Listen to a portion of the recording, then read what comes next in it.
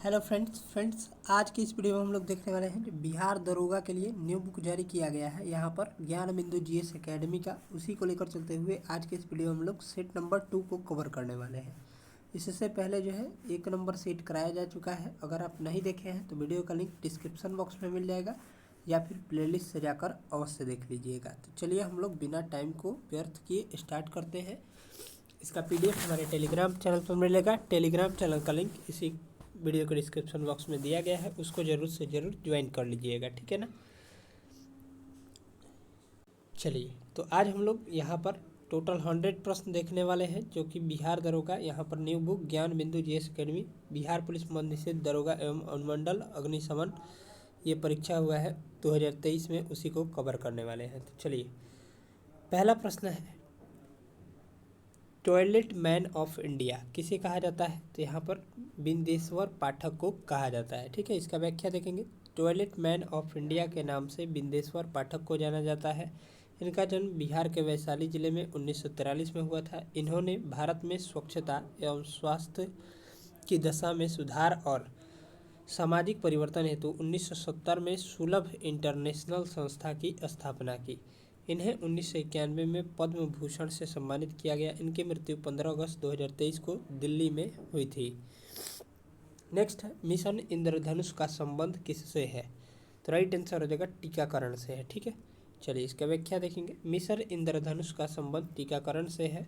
Mission इंद्रधनुष अभियान को भारत सरकार के केंद्रीय स्वास्थ्य मंत्रालय द्वारा सभी बच्चों को टीकाकरण के अंतर्गत लाने के लिए 25 दिसंबर 2014 को प्रारंभ किया गया था।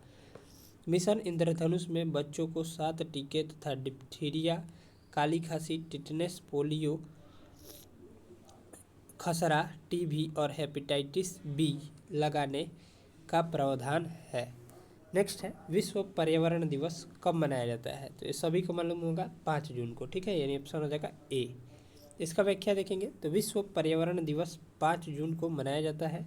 विश्व पर्यावरण दिवस UNEP की पहल है जिसका निर्णय स्टॉकहोम सम्मेलन 1972 में लिया गया था। पहला विश्व पर्यावरण दिवस 1974 में मनाया गया था। संयुक्त राष्ट्र पर्यावरण कार्यक्रम UNEP का गठन संयुक्त राष्ट्र महासभा की स्वीडन स्टॉकहोम में मानव पर्यावरण पर हुई कॉन्फ्रेंस के परिणाम स्वरूप 5 जून 1972 को हुआ। UNEP का मुख्यालय नैरोबी केन्या में है।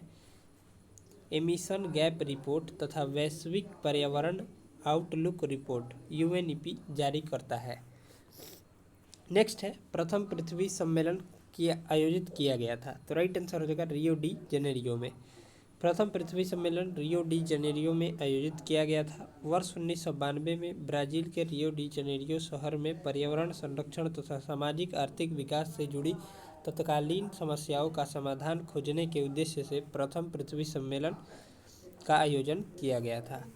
नेक्स्ट है, यहाँ से इस सम्मेलन में सतत विकास हेतु वैश्विक कार्य योजना एजेंडा 21 को अपनाया गया था। Rio+10 जोहान्सबर्ग सम्मेलन वर्ष 2002 में दक्षिण अफ्रीका के जोहान्सबर्ग में आयोजित किया गया था। इसे पृथ्वी सम्मेलन 2002 के नाम से भी जाना जाता है।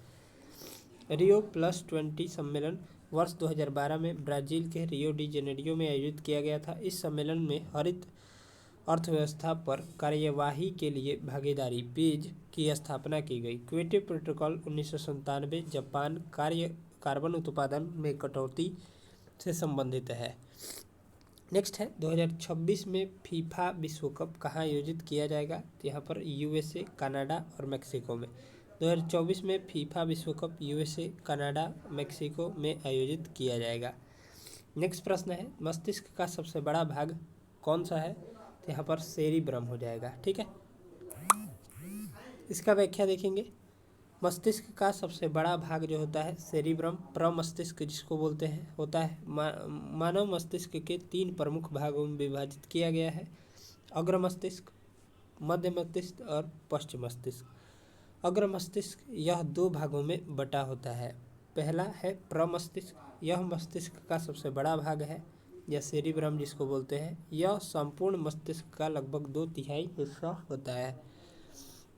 मानव में किसी बात को सोचने समझने की शक्ति, स्मरण शक्ति, घृणा, प्रेम, भय के अनुभव जैसी क्रियाओं का नियंत्रण और समन्वय प्रमस्तिष्क यानी सेरिब्रम करता है। यह मस्तिष्क के अन्य भागों के कार्यों पर भी नियंत्रण रखता है।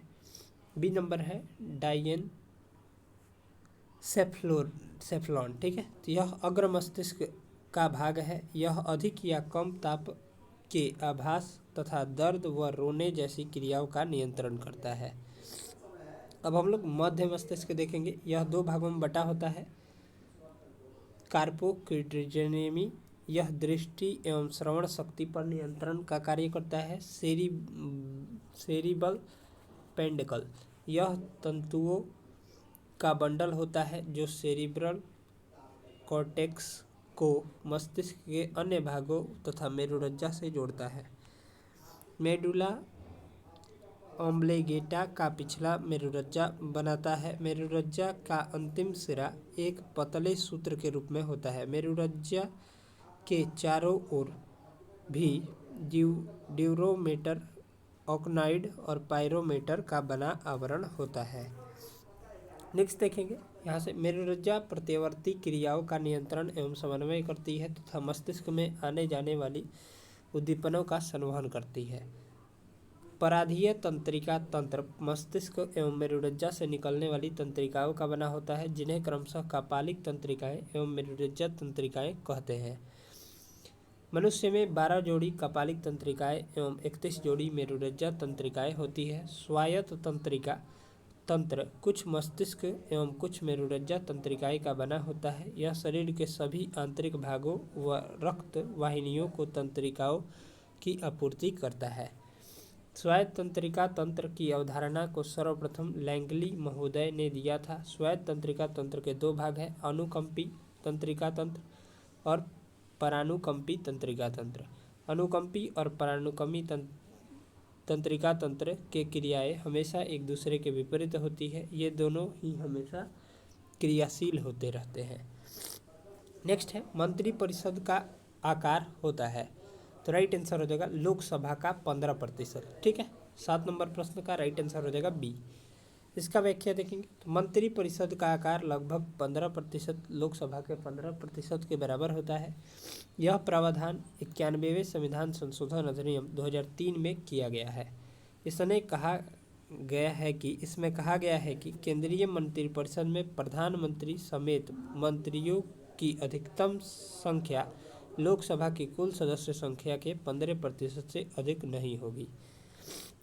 राज्यों में मुख्यमंत्री समेत मंत्रियों की अधिकतम संख्या विधानसभा की कुल संख्या के 15% से अधिक नहीं होगी, किंतु राज्यों में मुख्यमंत्री समेत मंत्रियों की न्यूनतम संख्या 12 से कम नहीं होगी। दिल्ली विधानसभा में 10% है। ठीक है, याद रखिएगा। नेक्स्ट है DRDO द्वारा विकसित लक्ष्य क्या है, तो राइट आंसर हो जाएगा यहाँ पर चालक रहित विमान। DRDO द्वारा विकसित लक्ष्य चालक रहित विमान का नाम है। लक्ष्य गैस टरबाइन इंजन द्वारा संचालित एक लागत प्रभावी पुनः उपयोग करने योग्य उच्च सबसोनिक हवाई प्रणाली है। इसे DRDO के वैमानिकी विकास प्रतिष्ठान ADE द्वारा विकसित तथा हिंदुस्तान एयरोनॉटिक्स लिमिटेड HAL द्वारा बनाया गया है। यह 1.5 किलोमीटर की लंबाई के 2 लक्ष्यों को भेद सकता है। इसे भारतीय वायुसेना, भारतीय नौसेना तथा भारतीय थल सेना में क्रमशः 2000, 2001, 2003 में शामिल किया गया है। रक्षा अनुसंधान एवं विकास संगठन DRDO का गठन 1958 में किया गया था। इसका मुख्यालय नई दिल्ली में है। DRDO के अध्यक्ष समीर V कामत है। ठीक है, चलिए नेक्स्ट है बिहार की सबसे बड़ी ऑक्सेवी झील है, तो इसका राइट आंसर हो जाएगा यहाँ से डी ऑप्शन कांवर झील। ठीक है, इसका व्याख्या देखेंगे। बिहार की सबसे बड़ी ऑक्सेबो झील गोखुर झील या कांवर झील है। कांवर झील को एशिया की सबसे बड़ी ताजे पानी की गोखुर झील के रूप में जाना जाता है। यह बिहार के बेगूसराय जिले में स्थित है। कांवर झील बिहार की पहली और देश की 29वीं रामसर साइट है। गोगाबिल पक्षी विहार कटिहार में है और कुशेश्वर पक्षी विहार दरभंगा में है। नेक्स्ट है लेक्टोमीटर किस सिद्धांत पर कार्य करता है, तो इसका राइट आंसर हो जाएगा आर्किमिडीज के सिद्धांत पर। लेक्टोमीटर आर्किमिडीज के सिद्धांत पर कार्य करता है। आर्किमिडीज का सिद्धांत, जब कोई वस्तु किसी द्रव में पूर्णतः अथवा आंशिक रूप से डुबोई जाती है तो उसके भार में आभासी कमी होती है। भार में यह आभासी कमी वस्तु द्वारा हटाए गए द्रव के भार के बराबर होती है। आर्किमिडीज के सिद्धांत के बहुत से अनुप्रयोग हैं। यह जलयानों तथा पनडुब्बियों के डिजाइन बनाने में काम आता है। दुग्धमापी लेक्टोमीटर, जो दूध के किसी नमूने की शुद्धता की जांच करने के लिए काम आता है। हाइड्रोमीटर आर्किमिडीज के सिद्धांत पर आधारित है। रक्षा पेटी लाइफ बेल्ट पनडुब्बी भी आर्किमिडीज के सिद्धांत पर कार्य करते हैं। चलिए नेक्स्ट है, निम्नलिखित में से किस राज्य से होकर कर्क रेखा गुजरती है, तो कर्क रेखा जो है 8 राज्यों से होकर गुजरती है।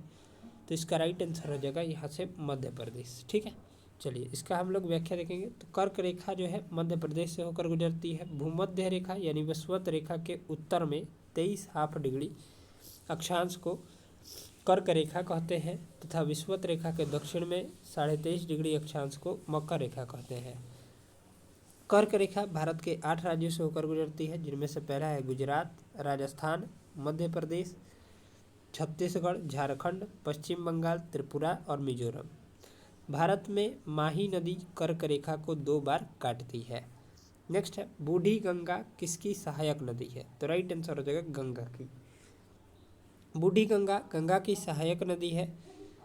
बूढ़ी गंडक है, ठीक है, बूढ़ी गंडक गंगा की सहायक नदी है। बूढ़ी गंडक सोमेश्वर श्रेणी के पश्चिम भाग से निकलकर पश्चिमी चंपारण, पूर्वी चंपारण, मुजफ्फरपुर, समस्तीपुर, बेगूसराय, खगड़िया जिलों में बहते हुए अंत में मुंगेर जिले में गंगा नदी में मिल जाती है।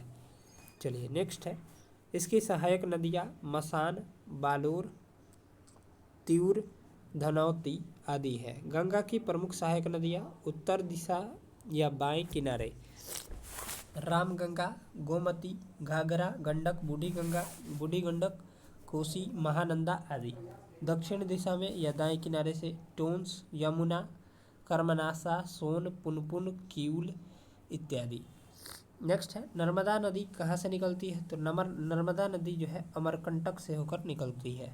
नर्मदा नदी अमरकंटक से निकलती है। मध्य प्रदेश में अमरकंटक की पहाड़ी से निकलने के पश्चात यह उत्तर में विंध्य पर्वत तथा दक्षिण में सतपुड़ा पर्वत के मध्य भ्रंश घाटी से होकर बहते हुए अरब सागर की खंबात की खाड़ी में गिरती है।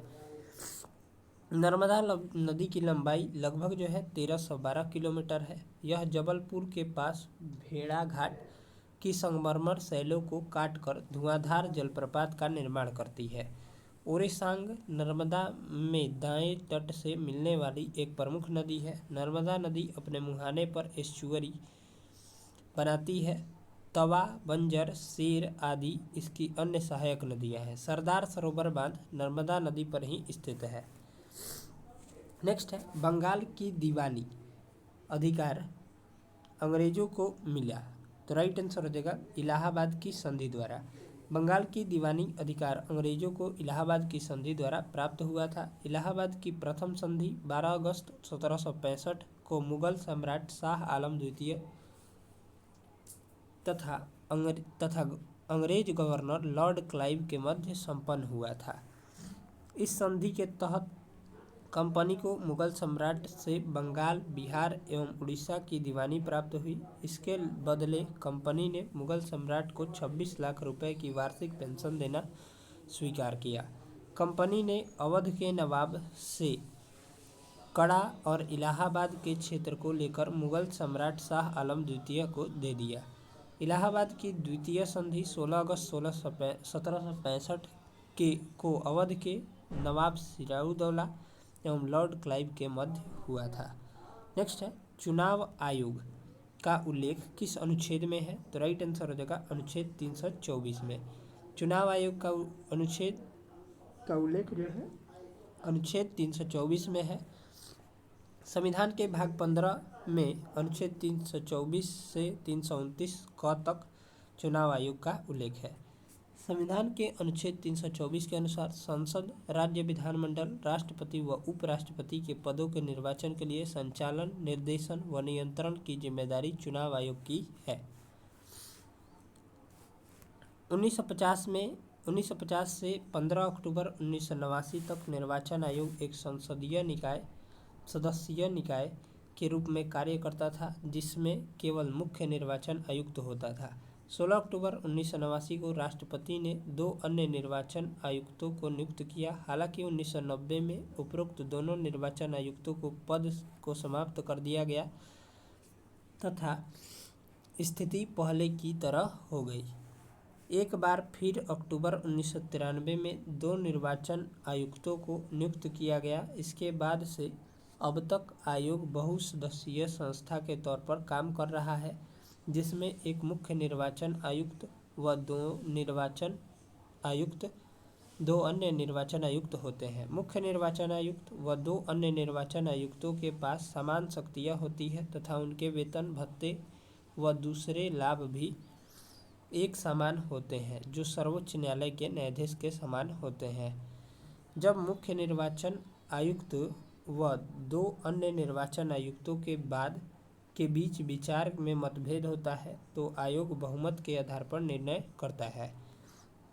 मुख्य निर्वाचन आयुक्त व 2 निर्वाचन आयुक्तों का कार्यकाल 6 वर्ष या 65 वर्ष की आयु जो पहले हो तक होता है। भारत के प्रथम मुख्य चुनाव आयुक्त 21 मार्च 1950 से 19 दिसंबर 1958 सुकुमार सेन थे। भारत की प्रथम महिला मुख्य चुनाव आयुक्त V.S. रमा देवी 26 नवंबर 1990 से 11 दिसंबर 1990 तक थी। वर्तमान में मुख्य आयुक्त जो है वो राजीव कुमार, जो कि 25वें हैं, वही हैं। ठीक है, चलिए नेक्स्ट प्रश्न है यहाँ से, राज्य सूची के विषय पर संसद कब कानून बनाती है? तो राइट आंसर हो जाएगा राज्यसभा द्वारा 2/3 बहुमत से पारित प्रस्ताव पर। ठीक है, इसका व्याख्या देखेंगे तो राज्य सूची के विषय पर संसद कानून तब बनाती है जब राज्यसभा द्वारा 2/3 बहुमत से प्रस्ताव पारित किया जाता है। अगला पॉइंट यहाँ से दिया गया है, संविधान में राज्यसभा को 4 विशेष शक्तियाँ प्रदान की गई है जो लोकसभा के पास नहीं है। पहला है, यह संसद को राज्य सूची अनुच्छेद 249 के विषय पर 2/3 बहुमत से प्रस्ताव पारित करके विधि बनाने हेतु अधिकृत कर सकती है। दूसरा है, यह संसद को नई अखिल भारतीय सेवा के सृजन हेतु अधिकृत कर सकती है अनुच्छेद 312 के अनुसार। तीसरा है, केवल राज्यसभा ही उपराष्ट्रपति को हटाने की प्रक्रिया शुरू कर सकता है अनुच्छेद 67 के द्वारा। चौथा है, यदि राष्ट्रपति द्वारा आपातकाल की घोषणा ऐसे समय की जाती है जब लोकसभा भंग की जा चुकी है अथवा लोकसभा का विघटन हो गया है, तब आपातकाल की घोषणा अकेले राज्यसभा के अनुमोदन पर भी प्रभावी होगा अनुच्छेद 352, 356 तथा 360 के अनुसार। नेक्स्ट पॉइंट है, संविधान में लोकसभा को निम्नलिखित विशेष शक्तियाँ प्रदान की गई है जो राज्यसभा के पास नहीं है। कौन कौन सी है तो आइए देखते हैं। पहला है, धन विधेयक अनुच्छेद 110 को प्रथम बार सभी लोकसभा में पेश किया जाता है, राज्यसभा में नहीं। दूसरा है, राज्यसभा धन विधेयक को अस्वीकृत या संशोधित नहीं कर सकती, उसे इस विधेयक को सिफारिश या बिना सिफारिश के 14 दिनों के भीतर लोकसभा को लौटाना अनिवार्य रहता है। तीसरा है, राज्यसभा सिर्फ बजट पर चर्चा कर सकती है, इसके अनुदानों की मांगों पर मतदान नहीं करती। चौथा है, राष्ट्रीय आपातकाल समाप्त करने का संकल्प लोकसभा ही पारित करती है। पांचवा है, राज्यसभा अविश्वास प्रस्ताव पारित कर मंत्रिपरिषद को नहीं हटा सकती, क्योंकि मंत्रिपरिषद का सामूहिक उत्तरदायित्व लोकसभा के प्रति होता है। नेक्स्ट प्रश्न है, भारत का देशांतरीय विस्तार कितना है? तो यहाँ पर राइट आंसर हो जाएगा सी, 68 डिग्री 7 मिनट पूर्व से 97 डिग्री 25 मिनट पूर्व। ठीक है, भारत का देशांतरीय विस्तार 68 डिग्री 60 मिनट पूर्वी देशांतर से 97 डिग्री 25 मिनट पूर्वी देशांतर तक है। भारत पूरी तरह से उत्तर पूर्वी गोलार्ध में स्थित है। यह 8 डिग्री 4 मिनट उत्तरी अक्षांश से 37 डिग्री 6 मिनट उत्तरी अक्षांश के बीच विस्तृत है। भारत का कुल क्षेत्रफल 32,87,263 वर्ग किलोमीटर है, जो विश्व के कुल भौगोलिक क्षेत्रफल का 2.4% है। भारत की आकृति लगभग चतुष्कोणीय है।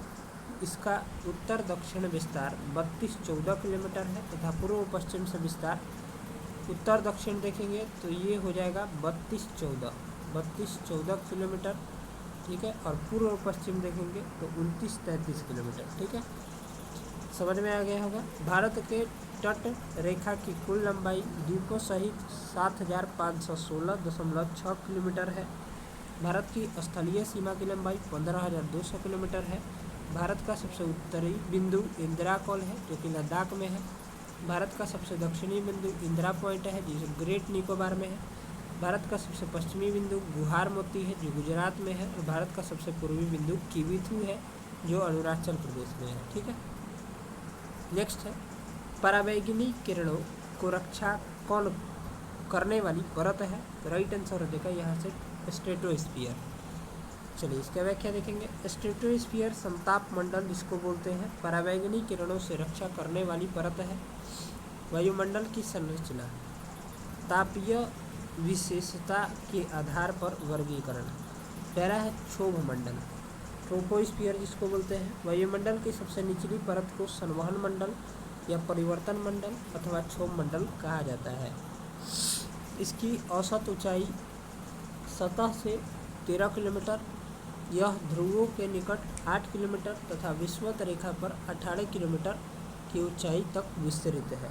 क्षोभ मंडल में मौसम संबंधित सभी घटनाएं यथा वाष्पीकरण, संकरण, वर्षण, कोहरा, बादल, तांजी, झड़ा, चक्रवात आदि घटित होते हैं। इसमें प्रति 165 मीटर की ऊंचाई पर वायुमंडल का तापमान 1 डिग्री सेल्सियस की दर से घटता जाता है। क्षोभ मंडल समताप मंडल को ट्रोपोपॉज द्वारा अलग करता है, ठीक है। चलिए नेक्स्ट हम लोग समताप मंडल देखेंगे। तो समताप मंडल स्ट्रेटोस्फीयर, धरातल से इसकी ऊंचाई 50 किलोमीटर है। इस मंडल में किसी भी प्रकार की मौसमी घटनाएं नहीं होती है। इन्हीं दशाओं के कारण वायुयान उड़ने यानी हवाई जहाज के लिए समताप मंडल की निचली सीमा आदर्श मानी जाती है। समताप मंडल में ओजोन परत स्थित है, जो 15 से 35 किलोमीटर तक विस्तृत है। इस ओजोन परत द्वारा सौर पराबैंगनी विकिरण तरंगों का अवशोषण होता है। समताप मंडल मध्य मंडल से स्ट्रेटोपॉज द्वारा अलग होता है। मध्य मंडल मेसोस्फीयर, मध्य मंडल का विस्तार सागर तल से 50 से 80 किलोमीटर की ऊंचाई के मध्य है। मध्य मंडल आयन मंडल से मेसोपॉज द्वारा अलग होता है। आयन मंडल आयनोस्फीयर, आयन मंडल का विस्तार 80 से 400 किलोमीटर के मध्य है। कुछ स्रोतों में इसका विस्तार 640 किलोमीटर तक माना जाता है। आयन मंडल में आयनों अर्थात विद्युत आवेशित कणों की प्रधानता है, इसलिए आयन मंडल रेडियो तरंगों को पृथ्वी पर परिवर्तित करके संचार व्यवस्था को संभव बनाता है। बहिर्मंडल एक्सोस्फीयर, यह मंडल वायुमंडल का सबसे ऊपरी स्तर है। यह आयन मंडल के ऊपर से शुरू होकर सुदूर अंतरिक्ष में विलीन हो जाता है। नोट, अरोरा ऑस्ट्रियोलिस तथा अरोरा बोरियोलिस जैसी परिघटनाएं आयन मंडल में घटित होती है, जो एक प्रकार की सौर तूफान से निष्कासित इलेक्ट्रॉन तरंग है, ठीक है। चलिए नेक्स्ट है, सीता माता की जयंती कब मनाई जाती है? तो राइट आंसर हो जाएगा वैशाख माह के शुक्ल पक्ष की नवमी को। चलिए इसका व्याख्या देखते हैं। सीता माता की जयंती वैशाख माह के शुक्ल पक्ष की नवमी को मनाया जाता है। हिंदू कैलेंडर के अनुसार सभी महीनों के नाम चैत्र, वैशाख, ज्येष्ठ, आषाढ़, सावन, भाद्रा, अश्विन, कार्तिक, मार्गशीर्ष, अगहन, पौष, माघ और फाल्गुन है। चैत्र मास से हिंदू नववर्ष की शुरुआत होती है। चलिए नेक्स्ट है, किस ग्रह को नीला ग्रह कहा जाता है? तो नीला ग्रह जो है वो राइट आंसर हो जाएगा यहाँ से नेपच्यून को कहा जाता है। चलिए नेपच्यून यानी वरुण को नीला ग्रह कहा जाता है। वरुण ग्रह पर मौजूद मीथेन गैस द्वारा लाल प्रकाश के अवशोषण के कारण वरुण को नीला ग्रह कहा जाता है। यह सौरमंडल का सबसे ठंडा ग्रह है। इसकी वायुमंडल अधिक घना है। इसमें हाइड्रोजन, हीलियम, मीथेन और अमोनिया विद्यमान है। इसके प्रमुख उपग्रह ट्रिटोन व नेरीड है। शुक्र वीनस को सांझ का तारा, भोर का तारा तथा पृथ्वी की जुड़वा बहन कहा जाता है। पृथ्वी को जल की उपस्थिति के कारण नीला ग्रह कहते हैं। मंगल यानी मार्स की सतह लाल फेरस ऑक्साइड की उपलब्धता के कारण होने के कारण इसे लाल ग्रह कहते हैं। शनि, सैटर्न को गैसों का गोला एवं गैलेक्सी समान ग्रह कहा जाता है। अरुण, यूरेनस को लेटा हुआ ग्रह तथा हरा ग्रह कहते हैं। ठीक है। नेक्स्ट है, किसने गति के नियमों का प्रतिपादन किया? तो न्यूटन ने किया था। यानी ऑप्शन हो जाएगा ए। गति के नियमों का प्रतिपादन आइजक न्यूटन यानी भौतिकी के पिता ने किया था। आइजक न्यूटन ने 1684 ईस्वी में अपनी पुस्तक द प्रिंसिपिया मैथमेटिक में गति के नियमों का प्रतिपादन किया।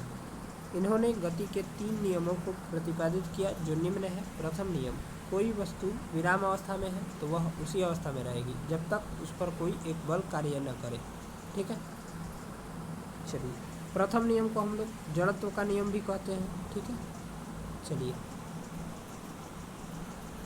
हाँ, ये इम्पोर्टेंट है। प्रथम नियम से हमें बल की परिभाषा मिलती है। उदाहरण के लिए पेड़ की टहनियों को हिलाने से उस पर फल टूटकर नीचे गिर पड़ते हैं।